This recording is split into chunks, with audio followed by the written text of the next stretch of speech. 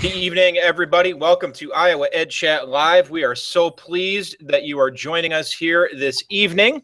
We are continuing to bring you the latest news each month. And once again, we are connecting with you through YouTube Live tonight. And if you're seeing me on the screen, then you are definitely following along with us.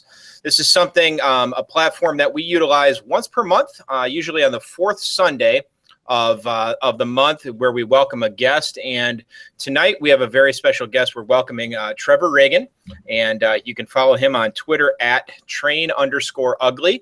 And we will introduce Trevor in just a moment. But what we would encourage you to do this evening, we are going to have some questions for Trevor, and we would still encourage you to follow along on the back channel, hashtag IAedChat on Twitter. And if you have questions as we're going through the conversation, feel free to tweet those questions to that hashtag. We will be monitoring that, and we will make sure that that question gets asked for Trevor. But at this time, let's take a moment to introduce ourselves, and I will start. My name is Dan Butler. I am an elementary school principal at Epworth Elementary School as part of the Western Dubuque School District in Northeast Iowa. And I'll kick it to Colin. Hi, everybody. I am Colin Wicken. I have a couple hats this school year. I am the Dean of Students, and then tack on an interim associate principal role at Bettendorf High School on the east side of the state of Iowa, just south of Mr. Butler. We welcome Trevor tonight and excited for the chat. I am Andrea Townsley. I am a curriculum PD leader at Benton Community Schools at the elementary level, and then I'm also a PK3 instructional coach. So I'm going to go ahead and welcome Trevor with some words from his bio on his website. And if you guys have not checked out trainugly.com, there is so much awesome stuff on that website. So like I said, trainugly.com. Trevor Ragan is on a mission to challenge and question everything that we think we know about sports, education, and development. Through this journey, Trevor has worked with best-selling authors, Olympic coaches, professional athletes, renowned professors, and thousands of coaches, teachers, students, and players from all over the world. These experiences have helped Trevor to discover some incredibly important research in the fields of motor learning, performance, science, and psychology that should have totally changed the way we train and develop students, athletes, and people in general, but they have not. It's his mission to change that. Each morning, Trevor gets out of bed to read, research, learn, and share as much as possible with students, athletes, coaches, and teachers. Trevor is the founder of Train Ugly, and with us this evening for a discussion on growth mindset, learning, and deep practice. We are so excited to welcome you, Trevor. It is awesome to be here. Thank you so much.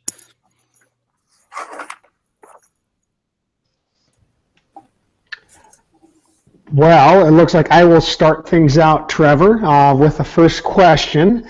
Talk to us about your background and what has driven you to work with various groups of people on growth mindset. I think Train Ugly exists because of a lot of events in my life, but the biggest one for me was getting cut from the Duke basketball team. It was like my life mission from 4th grade until 12th grade to get good enough to play basketball at Duke. Like, my vision was to be like the Rudy of Duke basketball.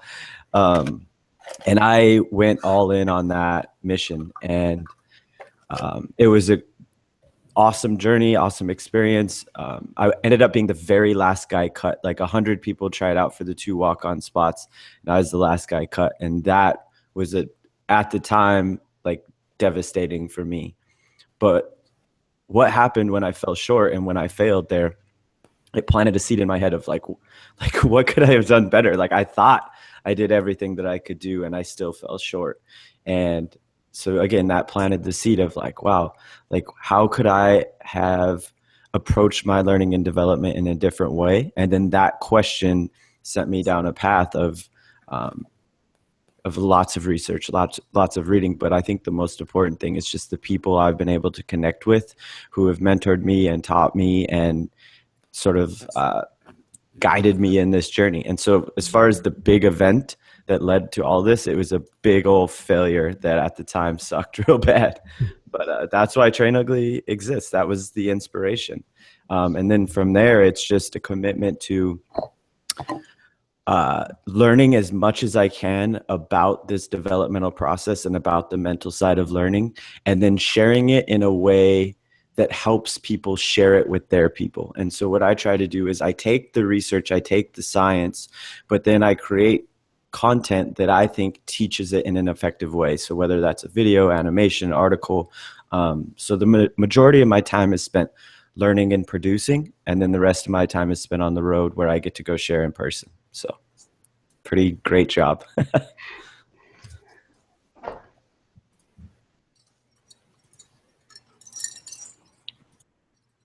All right, Trevor. I'm up next, and at the KPAC conference in Dubuque, Iowa, this past summer, you shared an analogy that struck a chord with me, and this analogy was about a wild and a caged tiger, and how this relates to a growth mindset.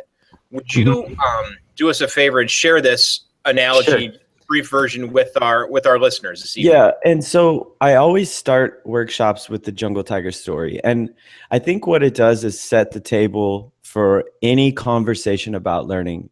And to me, it's an analogy of this is how learning works. And so obviously when you guys saw it, was like a 20-minute buildup of a story, but there's a few punchlines to it that matter. One is a comparison between two tigers, a tiger that grew up in the zoo versus a tiger that grew up in the wild.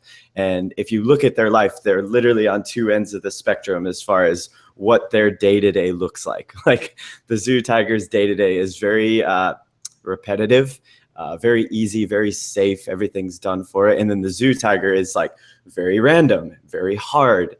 There's going to be some days that tiger doesn't find food, that some days that it is in danger. There's going to be much more struggle in its life than the life of a zoo tiger. So we build that up, we talk about it, and then we ask the question. We ask the question, what would happen if you put a zoo tiger in the wild? And everybody that's ever heard the talk goes, oh, the zoo tiger would probably be dead. Why? Because it doesn't have the skill set that would help it survive in the wild. And the jungle tiger has a much better chance of surviving in the wild because of the environment that it grew up in. And so what we're starting to do now is paint the picture of how these two tigers learn to survive in the wild. And the approach that was harder, that was not safe, that involved much more struggle, allowed that tiger to develop more skill and a better ability to survive in the wild than the easy approach, the safe approach, the one with no challenge, mistakes, and struggle. So all that makes sense.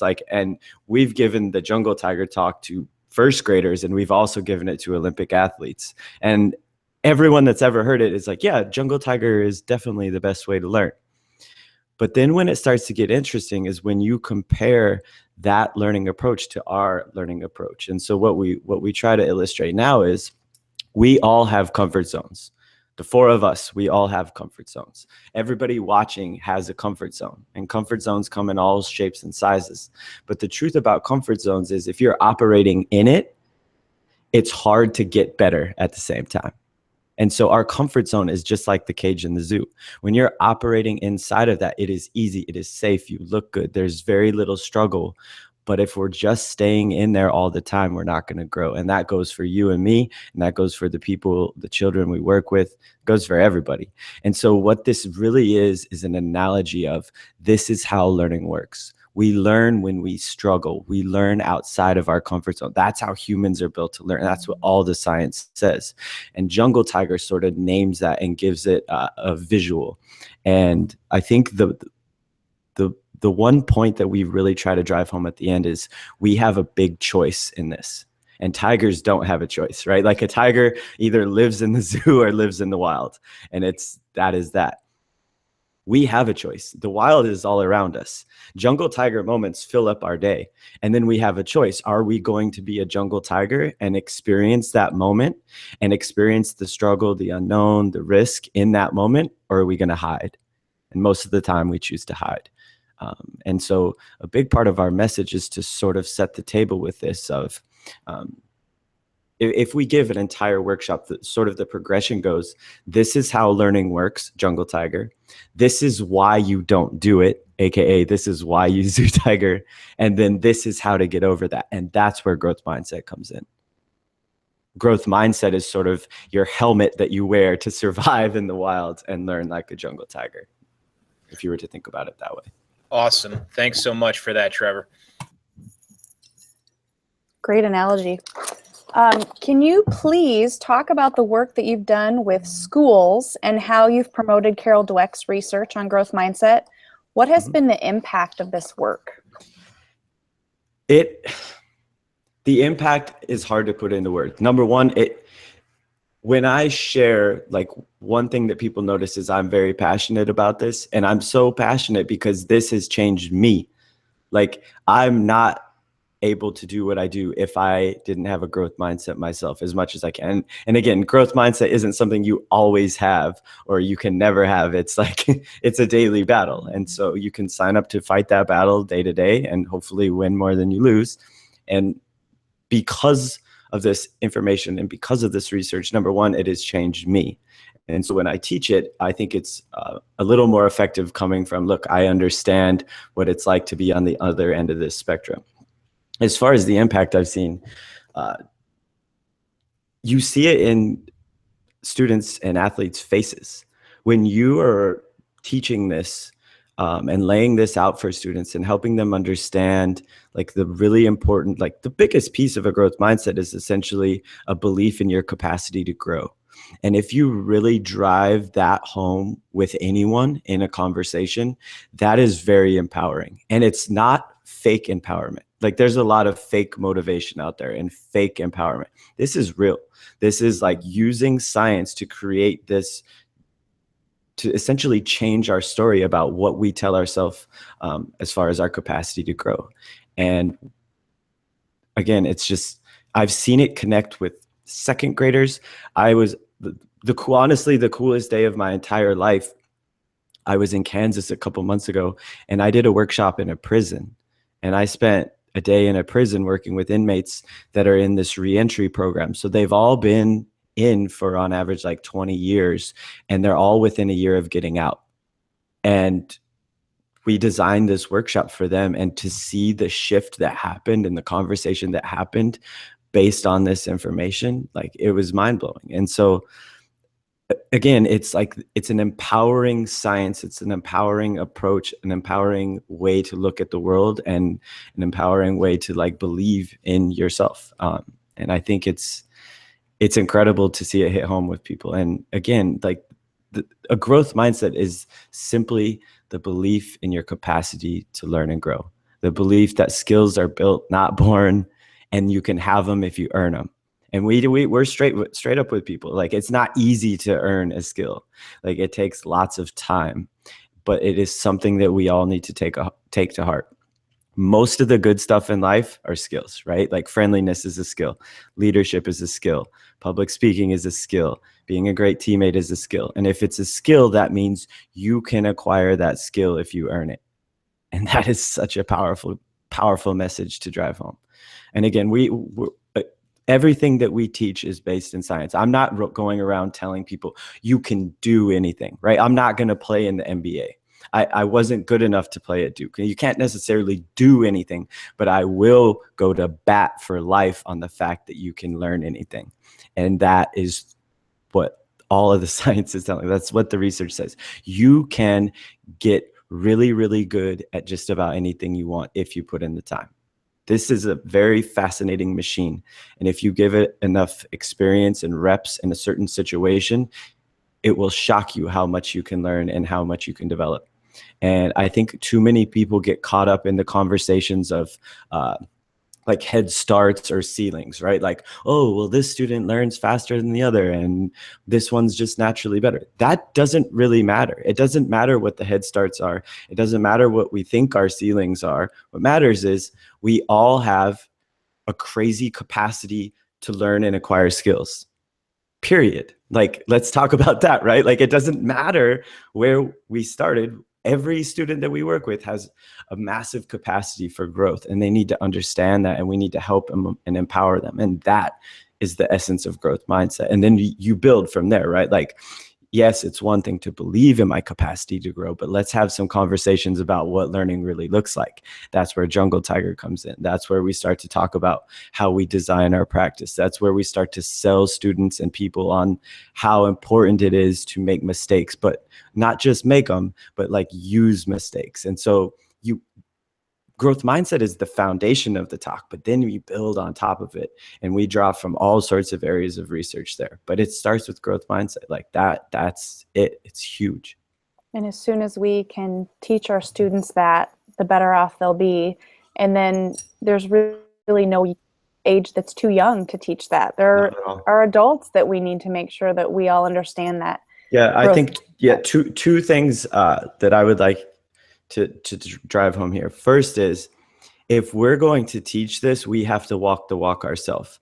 Carol Dweck actually she just wrote an article about this, and I'm in touch with her quite a bit. We email back and forth, and something that I've seen and something that she's seen as well, like one of the big hurdles here is people get real hyped for a growth mindset, and they like read the book, watch the TED Talk, watch a presentation, and then they go tell their students, oh, you guys got to have a growth mindset.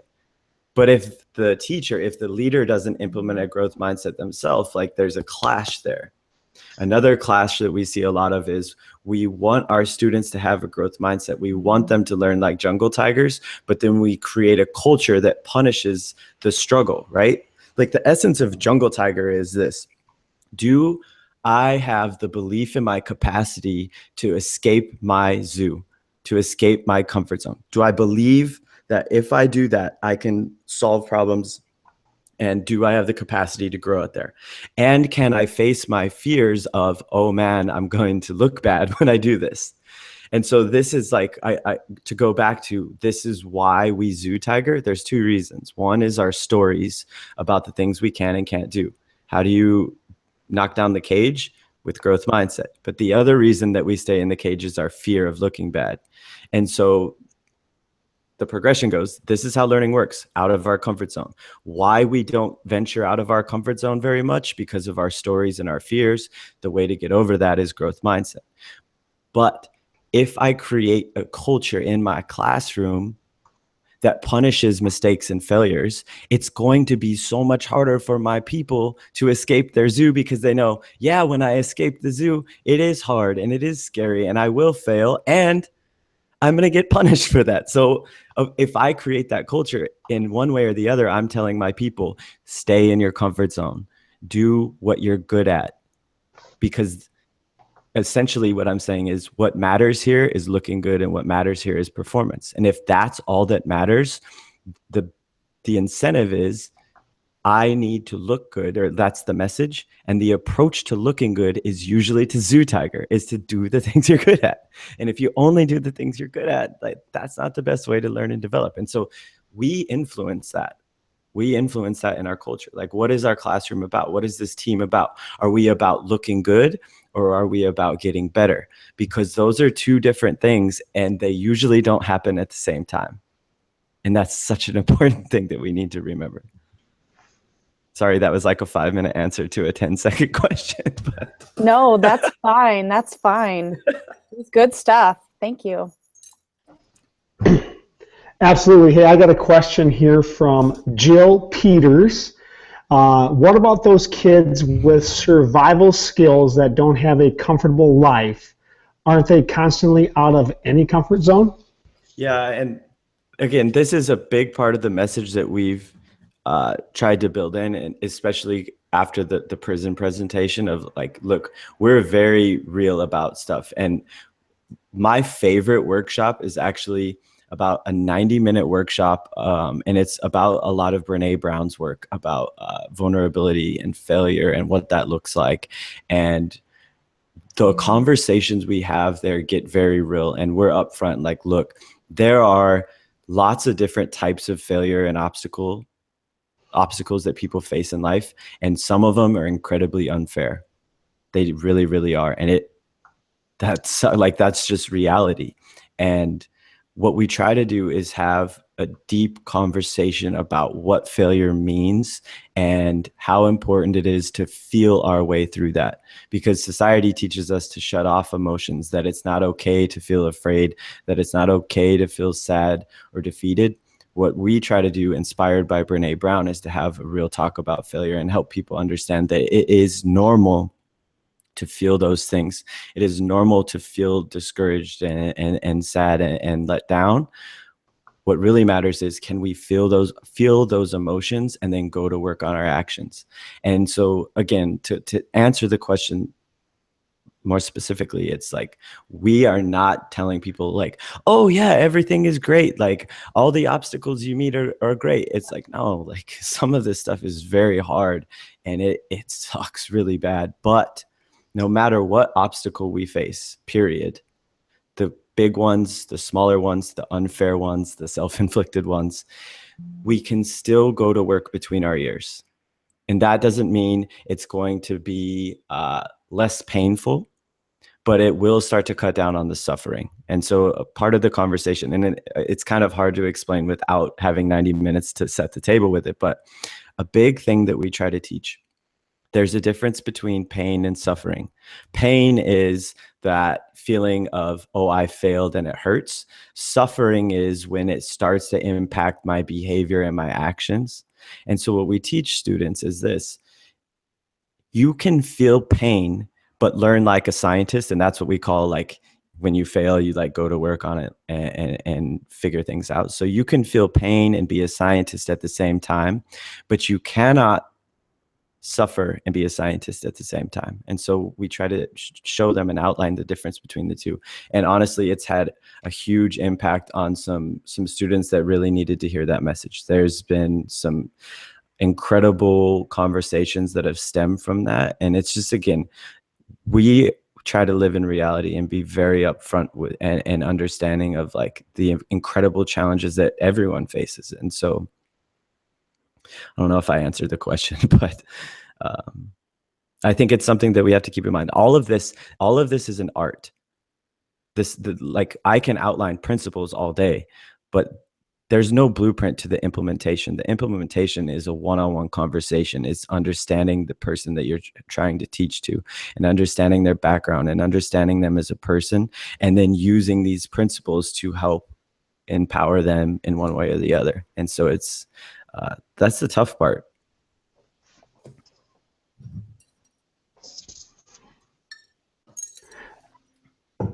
Yeah, no, I think you did a great job answering that question, so I appreciate that. That was a question from one of the listeners. I'm going to go back on script. I haven't seen much, so Dan and Andrea, if you have more that you can chime in with in terms of the Twitter feed, go ahead. But Trevor, you have an awesome website, obviously trainugly.com, that contains all kinds of resources. Talk to our audience about some of the tools and items that they can find within this amazing resource. Okay, so the website is this. The website is, I built this how I would want to learn something. So step one, everything is and always will be free.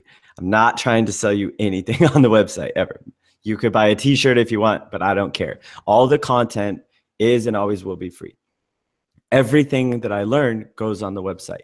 And so a couple things just to kind of introduce people to it. A great resource for growth mindset is called the Growth Mindset Playbook. And there's a big old button for that at the top. And what that is an outline of, this is the order that we teach with. Here are some videos that help you do that. And here are some articles that support that. So it'll sort of take someone through, like, this is how you introduce it. This is one application. This is another. And so that has been probably the most popular section of the website. I think the other thing that we do that I'm really proud of is we call them the visual essays. And those are like 10 or 15-minute videos that are essentially parts of our workshop, but animated and very visual. So the goal there is to create a tool where you can just hit play and we will take the viewer through like a workshop or a lesson on fear, on a growth mindset introduction, whatever it may be. And I think those are the best content we make because they are upbeat, they are visual, they're animated, there's music, and it's just an engaging way. And the aim there is to create sticky content. Like I want to create something where somebody can watch a 10-minute video and they actually remember it. I think a lot of times, and this is just maybe for me, when I read something, it's like, okay, cool, cool, cool, but it's not as sticky as if I can see it. So we're trying to engage more, more senses, I guess, as far as how we create that. So the visual essays are great. I think the videos are great. And then if you want to like stay up to date with everything, there's lots of places on the site where you can subscribe to the newsletter. And again, that this isn't me selling anybody on anything. I'm always on the road. I'm always learning new stuff, and I'm posting something every week, and you can get that sent to your inbox. So when a new video drops, if we're doing a new workshop, if I wrote a funny blog, So those are like I guess the three pillars of the website: the newsletter, the visual essays, and then sort of like that growth mindset playbook where it's all of the growth mindset stuff in one place. So awesome! It is a great resource. I've been checking it out the past couple of days, and the videos, exactly, very upbeat, great music to them, and just quick, concise messages as well that do stick. There's no doubt about it. Trevor, moving along. So you've talked about this a little bit in some of your responses, but I've heard you say often that getting better is not pretty. Could you share a personal story about improvement or the times that you've needed to utilize the principles that you teach? Yeah, I mean, I'm utilizing this every day. And so part of my message, and I think I shared this at the conference you guys were at, I almost failed out of Duke because I was so scared to talk. Literally, it was my dream school, and I was petrified to participate in class. So I worked for 8 years of my life to get to this place, and I almost failed out my freshman year because I was so afraid of standing out, and had this story in my head that I didn't belong there. And literally, I didn't participate in any class. So for me to make a living now as a public speaker, like that's a big area of growth for me. This isn't something that is easy for me, but it's something that I've developed. And I think, like I think I'm very good at engaging people in person. I think that's one of my biggest skills now, but that is something that's been developed over the past year and a half. And that has taken a lot of failure. Like people don't understand what goes on in the background before these workshops. Like I'm giving these to just random people in my living room. I'm live streaming these on Twitter and YouTube. Like I put in the work and do the reps and fail.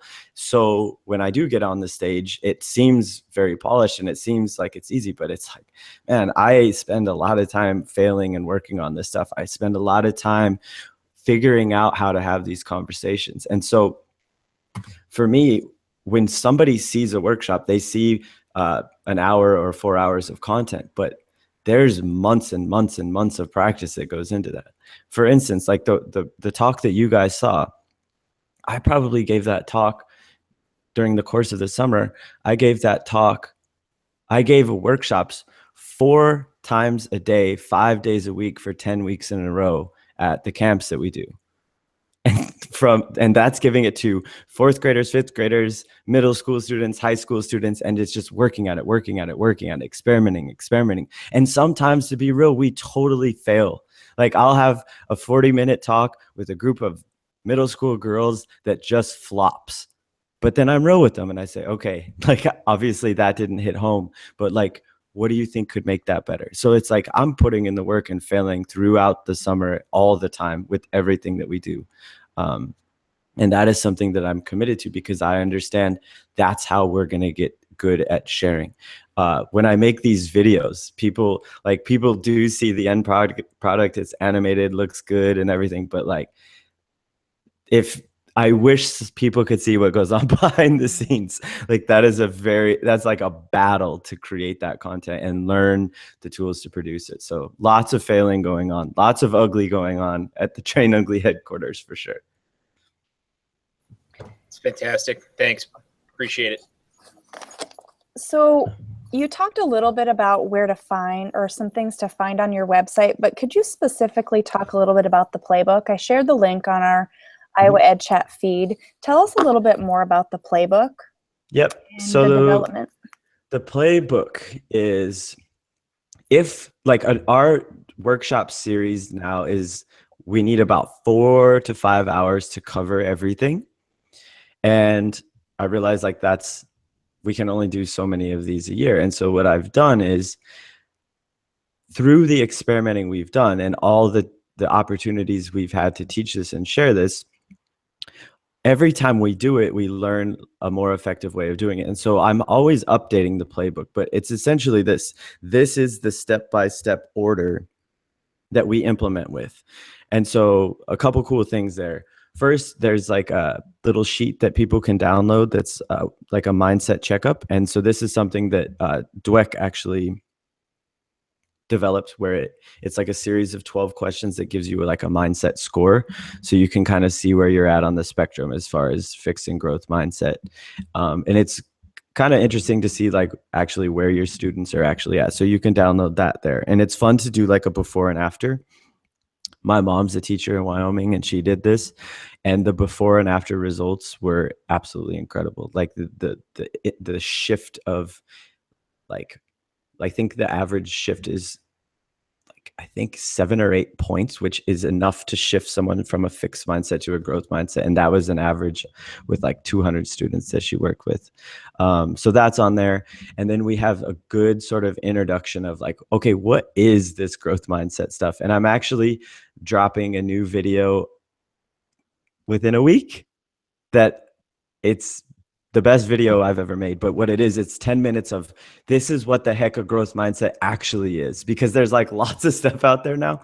And so this is, again, something that Eduardo at Mindset Works, Carol Dweck works with him. Like this is something that it can get frustrating for people that are teaching it. It's like all these people that are going like in the wrong direction with it and sort of like taking it to places that were never intended. And so I'm creating the 10-minute, this is what it actually is video.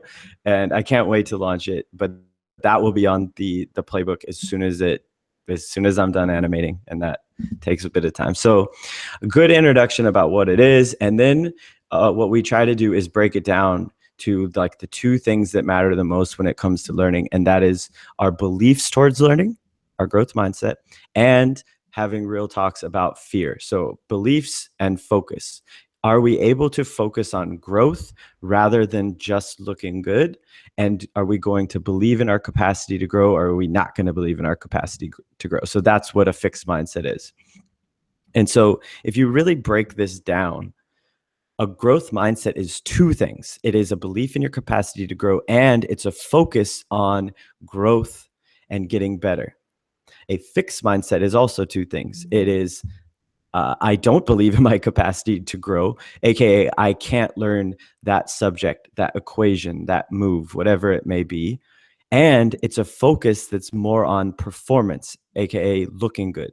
And so the important thing that people need to realize is this is 2 things. So just believing that you can grow, but being obsessed with being perfect, that's not a great situation to be in if we're trying to learn as much as we can learn. Same is true on the other side. If I don't believe I can learn, regardless of where my focus is, it's going to be really hard to learn. So if I'm creating a true growth mindset, I have to nail those 2 things. I have to get my beliefs right, and I have to get my focus right. And so what we're going to try to do in the playbook, the middle section of the playbook, is to go to bat on those 2 things. How do we get someone to believe in their capacity to grow? A great video we have there is called Unleashing the Learning Machine. And it's essentially 15 minutes of hit play, and it will be very hard to not believe that you can learn stuff by the end of the video. That's the goal with that. And then we go to work on the focus, and there's lots of great videos as far as the focus is concerned. And what we're trying to do here is sell people on the fact that if you're going to get good at something, you're going to be bad first. Like, that is a law of learning. You're always going to be bad first. That growth comes from struggle. And so I think most people want to get good at things. They want to learn things, but we don't like to struggle and we don't like to look bad. And it is impossible to get as good as we can if we try to skip the struggle stage. So you can't skip the struggle stage and grow. And so what this focus section, step 4 of the playbook, is really trying to do is show people this is what learning looks like. It is not pretty. It is ugly. It is full of mistakes and struggle. And so we're trying to sell them on that. I think a really, really important topic that fits under this umbrella, the focus umbrella, is having a real talk about fear.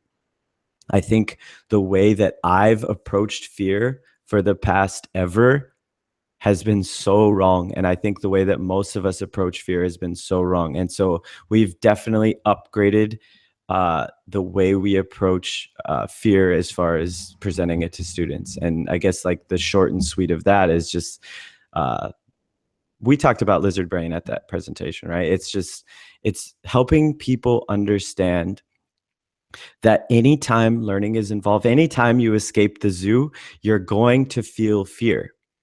Our default approach to talking about fear is to tell people to not worry, to not be afraid, and to be fearless. But what we do when we lay this out is show that that's impossible. Fear is wired into all of our brains. We are human, and all humans have an amygdala, and your amygdala produces fear. It produces a lot of emotions, but fear being one of them. And so there's really no way to turn that fear off. And so we have to have a major upgrade as far as how we talk about fear and help students understand, look, feeling fear, it doesn't mean you're not ready. It doesn't mean you're not enough. It doesn't mean something's wrong. It means you're a human. And we can work to not try to shut fear off, because the only way to not feel fear is to hide or to not care. And neither one of those is going to help us learn. So we have to help students understand, like, fear is a part of the game. When you escape the zoo, your amygdala or lizard brain is going to freak out, and that is okay. And we were helping them understand you use that fear. It can guide you. When you escape your comfort zone, you're going to feel it, and that's an okay thing to do. I wish more than anything I knew that while I was at Duke, because I was afraid, and then because my perception on fear was I'm not supposed to be afraid. So I felt the fear and let it guide me. I felt the fear and let it rob me of experiences and opportunities to grow, because I felt it and felt like I must not belong. I must not be good enough. I'm not smart enough to be here because I'm the only one that's afraid. When in reality, everyone's feeling it. And so I wish more than anything I knew that. And so this is a huge part of the message. If we go back to the reasons that we zoo tiger, stories build our cage. So the stories of, I am not a math person, I can't do this, I can't do that. That's what your comfort zone is built out of. Fear keeps you in the cage. And so to get our jungle tiger on, we have to go to bat on stories and fear. That is the key here. And that is where growth mindset comes in. Growth mindset replaces the stories, but then understanding how learning works and understanding fear, that will help us get over that last hurdle when it comes to learning. And then I don't know how we got to lizard brain on the playbook, but the other thing that's on the playbook that I really like, that I think is a powerful thing, is the manifesto video. And I think you guys tweeted it out earlier, but it's like 1.5 minutes, and it's just a really good summary of like the key points of learning and growth mindset. And that's like a good reminder for people.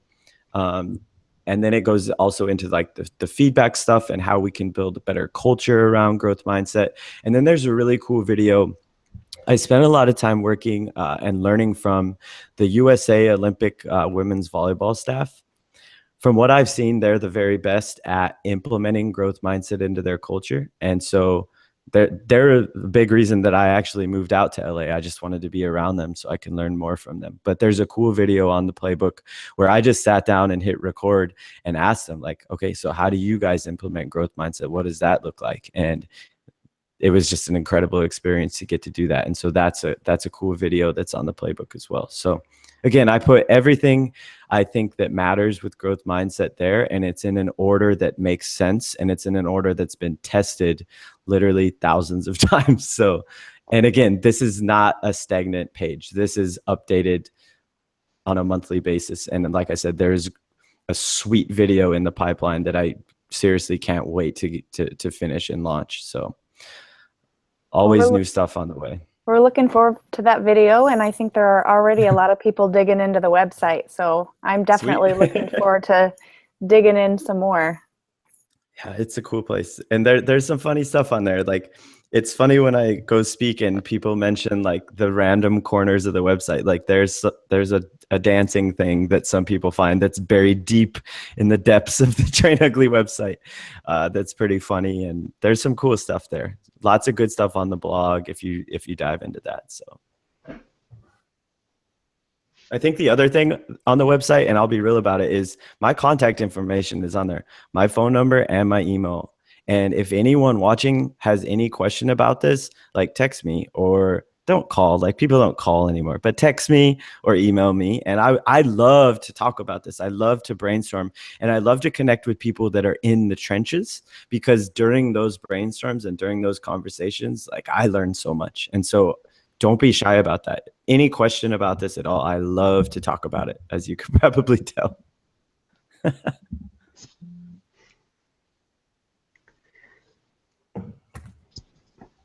All right. I have a question from, hopefully I don't say his last name wrong, Lee Zeitz, or Zeitz. I'm not for sure which is the correct pronunciation. He says, Trevor, you keep using the term we. How big is your team, and who's on the bus? We is me. I have awesome siblings, actually, that are all in the coaching and education world, and they help me with the camps in the summer, and they help me with a lot of the stuff. But as far as like the Train Ugly stuff, it's kind of just me. That's been my advantage for the last few years, because when you're tiny like this, you're mobile, and I don't have to ask for permission. Like, I just do stuff and make stuff, and sometimes it's wrong and sometimes it's right, but it's great. It's also essentially, I'm learning like a jungle tiger here, where I have to learn how to animate the videos. I have to learn how to edit the audio. I have to learn how to design. Like, I've acquired all these skills because I've had to. I've been out of my comfort zone for 4 years trying to make enough money to eat doing this. And because of that environment that I've been in, I've developed a really incredible skill set as far as presenting this stuff. And so I love it. It's hard, for sure. It's really, really hard. And I'm getting to the point where I do need to bring people on, just because of all the things that are happening. But I think it's been an incredible learning experience for me just to have to do it all. This hasn't definitely not been a glamorous ride. Like, this started, I lived in my mom's basement for 1.5 years, just saving every penny that I had to make enough to like live. Like, this hasn't been an easy thing. I think where it's at now is incredible, and I'm so grateful and I appreciate it, but it's definitely not been like a cakewalk to do this. So yeah, I don't know why I say we, but it's pretty much just me. No, I think that's an important point what you make, that it started off as you, and it's still you, but your experience through doing all of this obviously is a huge essential component of your success. Yep. So I want to say, Trevor, Iowa is a huge wrestling state. We welcome the legendary Duke basketball and your experience there. So my next question is, you were part of the legendary Duke basketball program a few years back, and refer to your story as Rudy without a storybook ending. Talk about your experience with this program and what you learned from Coach K. Oh man, I can't even put into words how much I learned from that experience. But a big part of it was having my identity like ripped away, like where I grew up and I got really, really good at basketball. And I thought that's why people valued me, right? Like, and then to get so close to this goal that I've been chasing for 7 years and literally touch it. Like I got to practice with them through preseason, and I was in tears like before every practice because I was so happy. And to be that close and fall short, like you start to learn a lot about yourself. And that, like, I went through a year-long tailspin there. I'm not saying like I was like, oh yeah, like this is a great learning opportunity. It took me 5 years to look back and see the value of it. Mm-hmm. But so number one, I learned more about like the world and who I was. But number two, I got to see one of the best leaders on earth every day do his thing. And when people ask me like, what's the one thing you learned from Coach K? It had nothing to do with basketball at all. His leadership qualities, especially looking back, and he doesn't know what growth mindset is, but a lot of the things he does is very in line with the science. And that's what you find. Great teachers, educators, coaches will find their way to the answers just because they've done it so long and they've had an open mind. His leadership qualities are absolutely incredible. And I think the one thing that he does that I respect him the most for is he invests so much time into developing one-on-one relationships with everyone in that program. He knows them on a very personal level. And when you get to know your people like that, now you understand how to lead them.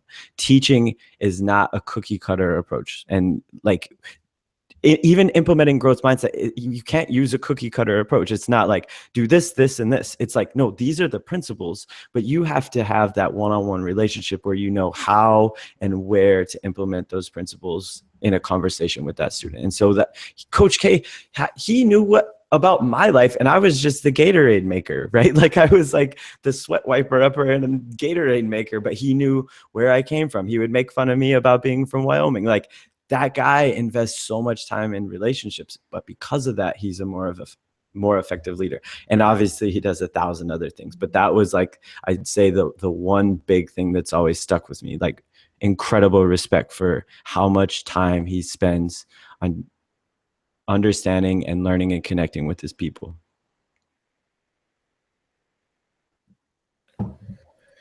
Awesome. So we've talked a lot about Carol Dweck's research tonight. And a question for you here is, who else inspires your work? And oh man, what else? What book recommendations do you have, or other research that's driving you? Okay, I'm glad you asked that, because we are not just sitting here repackaging all of Dweck's work and teaching it. What we're committed to is a 360 approach to an understanding of this is what learning looks like. This is how we should approach it. And mindset is a big piece of that puzzle. And like, I give so much love to her for how helpful she's been to me and what a great mentor she's been to me. But there's so much more to learning than just believing that you can do it. And so as far as other people that we're drawing from, and I think it's all important. Brene Brown, absolutely incredible woman. Her books, her research are so powerful. And I think that vulnerability and an understanding of what that looks like and an understanding of failure and feeling your way through failure. So her two, I think, best books are Daring Greatly, which is essentially a book about being a jungle tiger, if you want to talk about it that way. And then Rising Strong, which is a book that's very real on failure. And so if we're talking about learning, we can't just say, yep, believe you can learn and now you can do it. I think it's more effective to be like, yeah, let's teach growth mindset, but let's also teach students about what it means to be vulnerable and to have the courage to fail and to understand what failure looks like. Like, that's part of it. Another place we draw from is like, I'm going to say this word and half the people are going to be like, what? Like, are you kidding me? But philosophy, like there's lots of great information in the world of philosophy and stoicism. And stoicism is like this philosophy that was designed thousands and thousands of years ago. And it's essentially growth mindset. It's helping people understand the value of obstacles and challenges. And so I think the reason our message, for one reason or the other, seems to really hit home with people is we draw from different places. We're drawing from the world of education and research and science, but we also draw from philosophy. The best book I've read lately is called Love Warrior. And it's an incredible memoir that by a woman who went through some like huge obstacles and challenges of their life. That has taught me so much. And so I said we again. I'm very open-minded with this. Of what I'm trying to do is just create a better understanding of learning. And again, you can draw from lots of different places. So as far as good books, man, Daring Greatly, Rising Strong, The Obstacle is the Way by Ryan Holiday is an awesome introduction into Stoicism. Seth Godin has been a huge inspiration with this. Love Warrior is a great book. If we're talking about fear, the best book there is called The War of Art by Stephen Pressfield. There's a great book that it doesn't have anything to do with growth mindset because it was written in like the 50s, but it's called Self-Renewal by John Gardner. It's essentially like an ode to growth mindset without calling it growth mindset. And again, I try to just draw from all these different places. And what I try to do is connect the dots and to see the patterns. And that, to be real with you, is what blows my mind. That the world of science can come to some conclusions about learning, but the world of philosophy can back those up. Like, we're talking about two different worlds separated by thousands of years coming to similar conclusions. That blows my mind. And like that, again, it's so interesting to me about these truths that we find, these truths of learning and development. And it's just inspiring to share. And it's fun for me to just learn and see how these things connect. One book that you mentioned at the conference that we were at this summer was the Talent Code by Daniel Coyle. And you know, that day that you made that talk, I ordered it on Amazon immediately, and I've just actually started reading that within the past week or so, and I'm about halfway through, and that drives home a whole lot of the principles that you've talked about here within this hour. So great stuff. We really appreciate Daniel Coyle has a great blog too, and he's launching a new book in about a few months. He's been a huge resource he's helped me a lot as well. Like all these people, it's incredible how helpful they've been. It's amazing. Fantastic. Well, it looks like we have a couple of viewers that are wondering when the next time is you're going to be coming back anywhere near Iowa. I'm coming to Iowa next week. I'm going to, looks like I just opened my calendar. I have a 2-day workshop in Clinton, and then Friday I'm going to Perry. I believe those are on opposite ends of the state. Looks like November, nothing. I think I'm coming back in December. I'm actually in Iowa quite a bit. And then there's some stuff in early January as well. So I'm coming back a lot, and I can keep people up to date on Twitter or whatever, but for some reason or the other, I'm in Iowa quite a bit. Good things happen in Iowa. You know that, right? I love Iowa. It's great. So we have a couple of minutes left, and I think maybe we'll close up with asking about what can parents do to support this work as they are raising their children? What's your recommendation for the parent side? So like we could spend an hour on that, but if we always have to go back, and this is important for all of us. This is important on an individual basis, important for parents and teachers. We have to go back to the two reasons we zoo tiger: stories and fear. And so as a parent, we need to understand those two things, because a lot of times we're the one telling them the stories. Like, we're the one telling them, yep, math isn't your thing, or you just don't have the math gene. That is a story. There's nothing that supports that. Yeah, maybe your son isn't the best at math, but math is a skill, which means he can get good at math if he does the work. But if you're telling him the story that math isn't your thing, he's not going to get good at math. Like, that is like, the stories become self-fulfilling.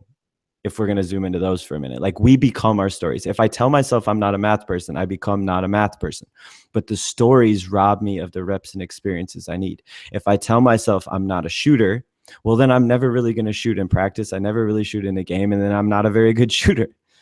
And so stories can be very destructive, and they can get pretty intense if you dig into them. But I think parents are a big source of stories. And so we need to understand that these stories number one, become very self-fulfilling. So they're very powerful things. And this is what our comfort zone is made out of. And so my challenge to parents would be to let's eliminate and change the stories. And like, we'll go back to the math story.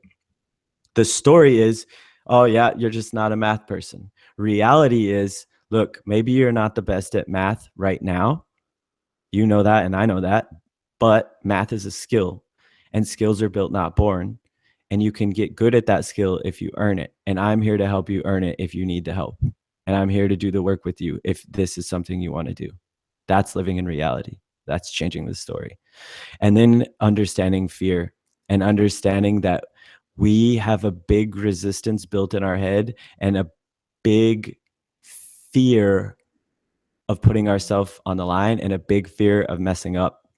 And the feedback that we get from the outside world actually enhances that fear. Like if all the time people are punishing us when we mess up, it's going to be hard to get our jungle tiger on. If everyone's telling us that we're the greatest all the time and praising us for being perfect, if you dig into that, that's essentially saying, I value you when you look good. And then that tells the kid, find ways to look good. And like it gets very, very interesting. Like I've had some really cool workshops in the past couple months with some companies. So I got to work with Microsoft, I got to work with Chipotle, and we had some pretty incredible conversations about the power of feedback on a culture and what our words really say to someone. And so we can mean well by telling someone like, oh, you're so incredible at this. But in some cases, that can actually enhance the fear that they feel and encourage them to stay in their comfort zone because they feel like I am only valued when I look good. And so one way to look good is to stay in your zoo. And if you're staying in your zoo, you're not getting better. And so again, going back, stories and fear. We can't enhance the fear and we can't tell them stories. And so it's understanding growth mindset, understanding the science of learning, and helping encourage our children to not adopt those stories and not let fear guide them and rob them of opportunities to grow. And I would say the content on the website is great for parents to check out. Check out there's a 5-minute animation of the Jungle Tiger Zoo Tiger talk. It's there. Like it's a great, awesome conversation to have with your kids. But for anyone, it's fear and stories. That's the name of the game. And then you upgrade that with our beliefs, our growth mindset, and our focus. Change focus from performance to process. And when you do that, you're going to find more opportunities to grow. Oh my gosh, I can't even type so fast. This is awesome stuff. I'm like, I can't wait to dive in more to the website and watch some of the videos, but I just can't type fast enough. This stuff is just awesome. So I'm going to go over some of the places that people can find you if they haven't dug in already. Okay. The website that we have been referring to is trainugly.com. You can find Trevor on Twitter at train_ugly. And then he also has a Facebook page, facebook.com/trainingugly is where you can find him on Facebook. And we're on the Instagram as well. Instagram at trainugly. Is that what you are on Instagram? Yeah. Excellent. Yeah. Excellent. Well, I will have to say, Trevor, I hope that my colleagues can understand the zoo tiger and jungle tiger here moving forward, because I think those are going to be part of my terminology. So I appreciate that. Obviously, our listeners have heard that you get to see the Clinton folk, get to see him here this week, which is relatively close to me. So sweet. About 35, 40 minutes. So maybe I can sneak up and do it. Up to Clinton and steal some of their PD time just to say hello. I love it. Do it. But yeah, I appreciate your time. So I'm just going to close out here tonight. Thank you for joining us tonight and sharing your thoughts on IAedChat Live. It's always great learning with all of you. We'll be back the holiday months of November. We'll be taking the holiday months of November and December off from live IAedChat shows. But never fear, we'll be on Twitter for our regular IAedChats for the first 3 weeks of the month. Thank you to the rest of my IAedChat team, Dan Butler and Andrea Townsley. And of course, a very special thank you to our special guest, Trevor Ragan, at train_ugly. Be sure to follow some of the new friends you met here tonight and visit IAedChat to continue the conversation. We will be back next week with another great topic. And until next time, be the change. Thanks, Trevor. You guys are awesome. This was really cool.